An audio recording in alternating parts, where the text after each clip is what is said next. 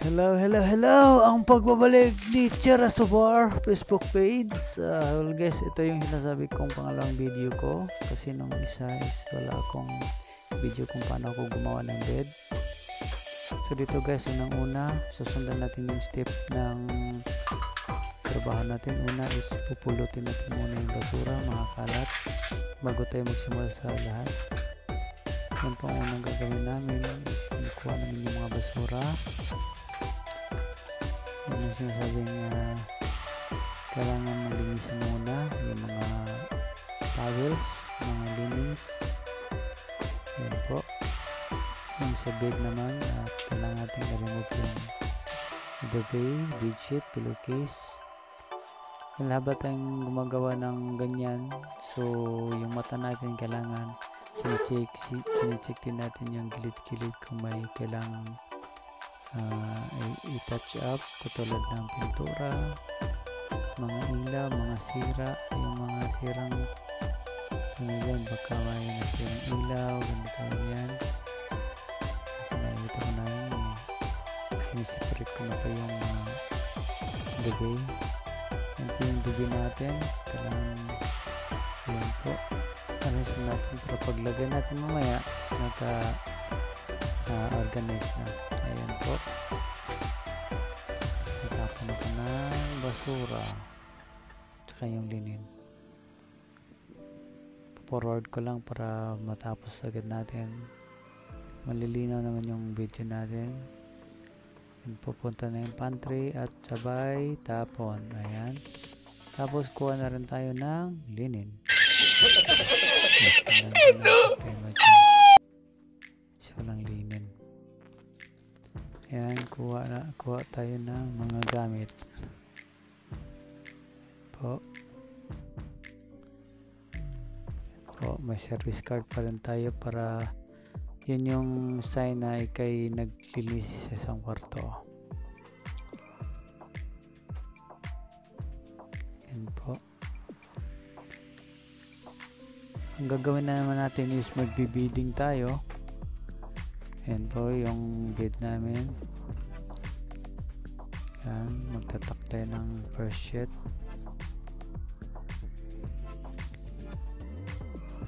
Pag naglinis pa ako ng kwarto is pinapasok ko na rin yung aking vacuum para hindi magkalat sa labas. Ayan, ito yung second sheet namin.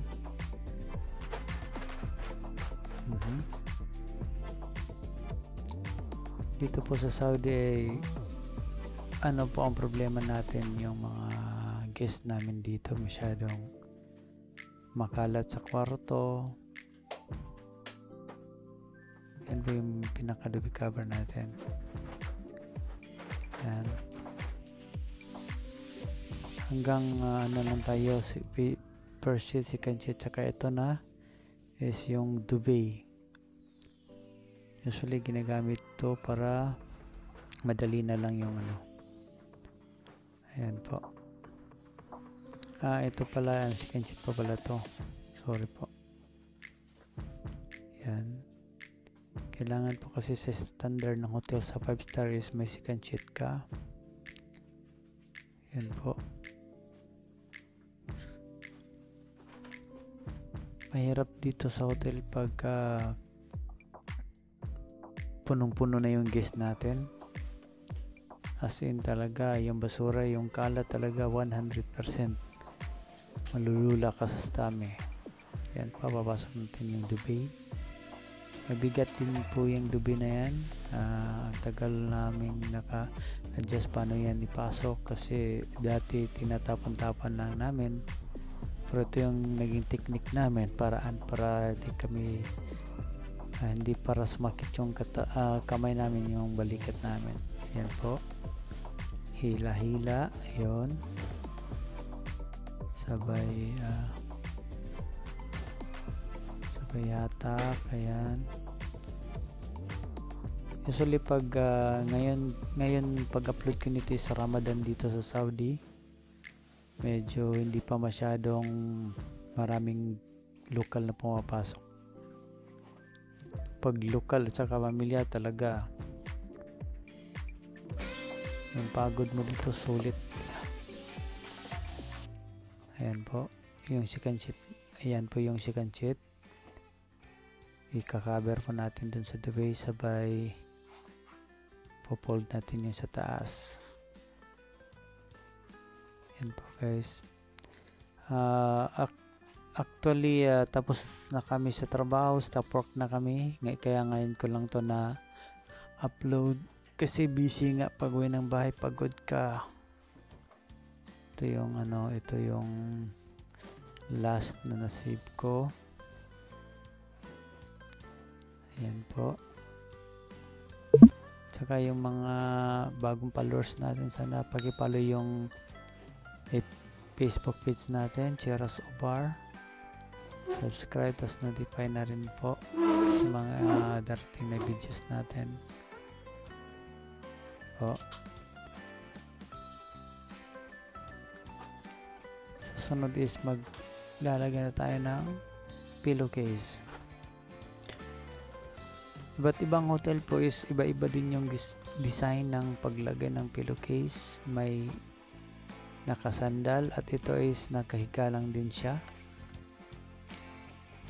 Sa lahat po ng mag-a-apply dito sa Saudi Specialist Sheraton, at least mabigyan ko kayo ng idea. Itong room na to guys ay club room. Club room po ito. Yung isang video ko is suite room yun, kaso hindi ko lang na upload yung pagbibidding kasi nag-corrupt yung ito yung paglagay ng unan pa namin dito sa hotel. Yung previous hotel ko po na trabuhan is nakasandal po siya. So, nagdadala na ako ng maraming pillowcase dyan kasi hindi po maiiwasan yung stain ng pillowcase. Pabalik-balik ka po sa trolling at magkukuha ka naman ng bago.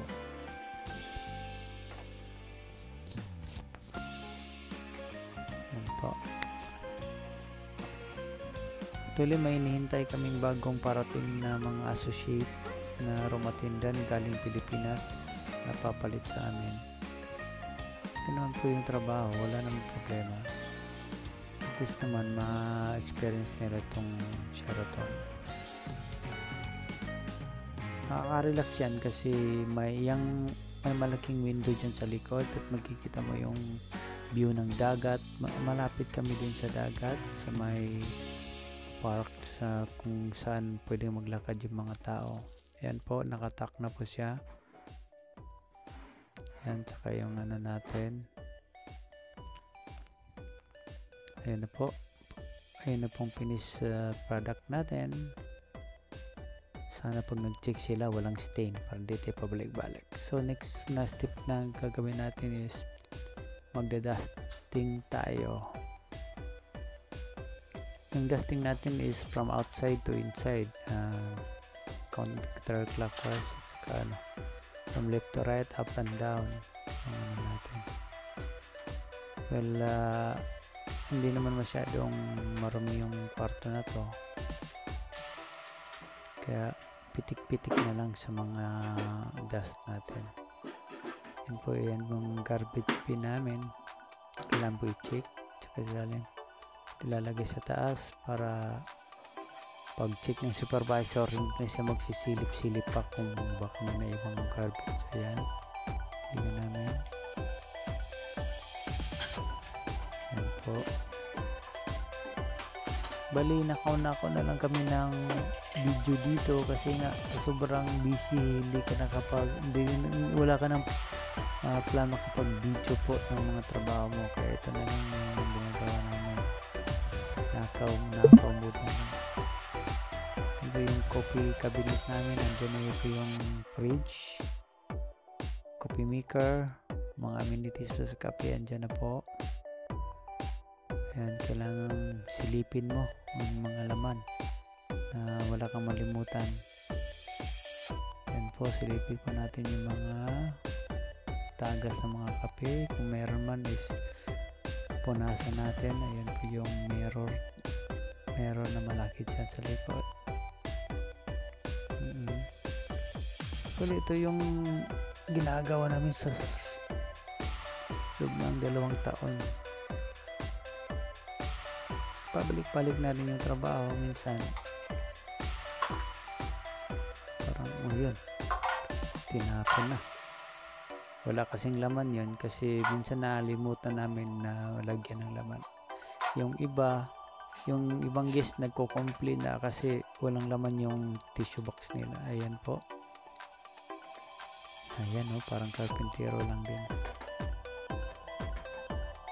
Actually hindi ganyan yung galawan ko kasi kung ganyan yung galawan mo araw-araw ay ikaw na yung Superman. Po, yan yung telephone namin. Mayroon po na dalawa yung kabilaan yung telephone dito, isa lang po at sa kabila may alarm clock. Yan, habang naglilinis po guys, arrange na lang po lahat para diretso na. Tapos dito na naman tayo magbabanyo.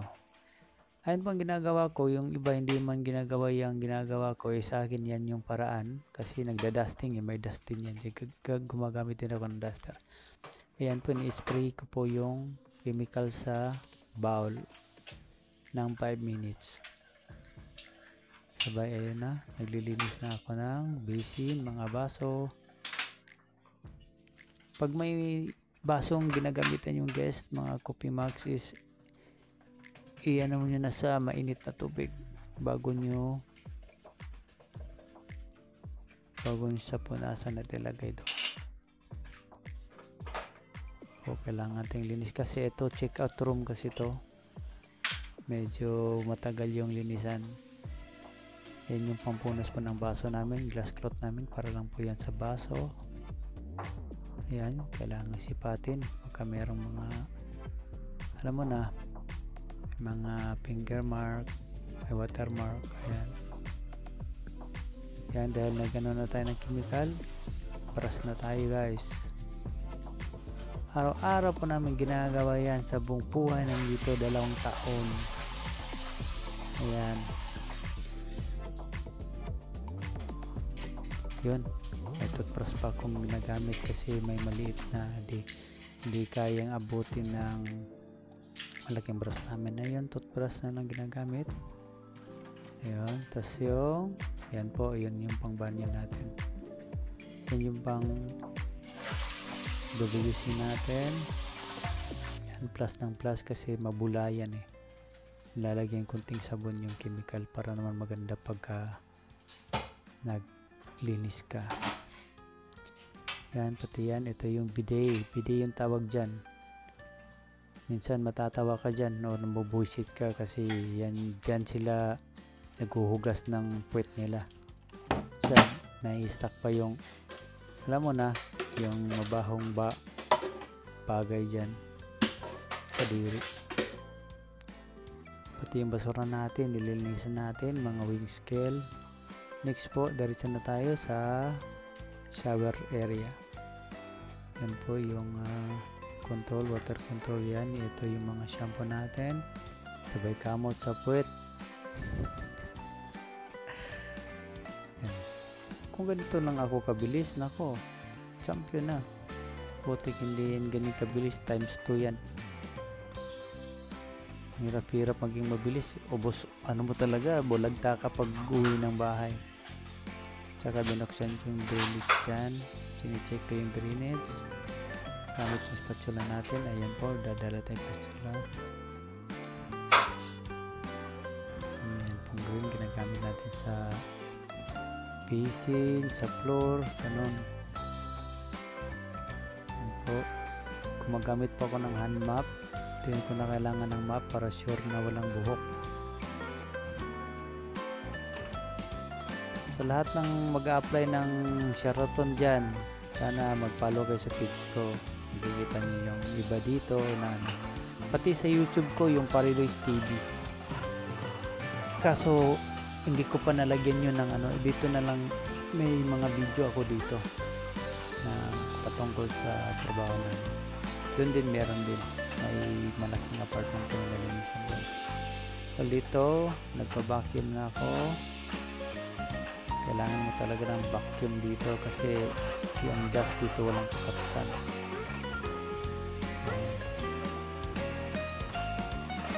Kaso hindi ko lang nakunan yung time na may honeymoon dito, kasi pag may honeymoon talaga naman wasak talaga. So, pag na sana ma-follow niyo page ko at magkita-kita na tayo. Sana po guys sa pagpanood. Thank you po.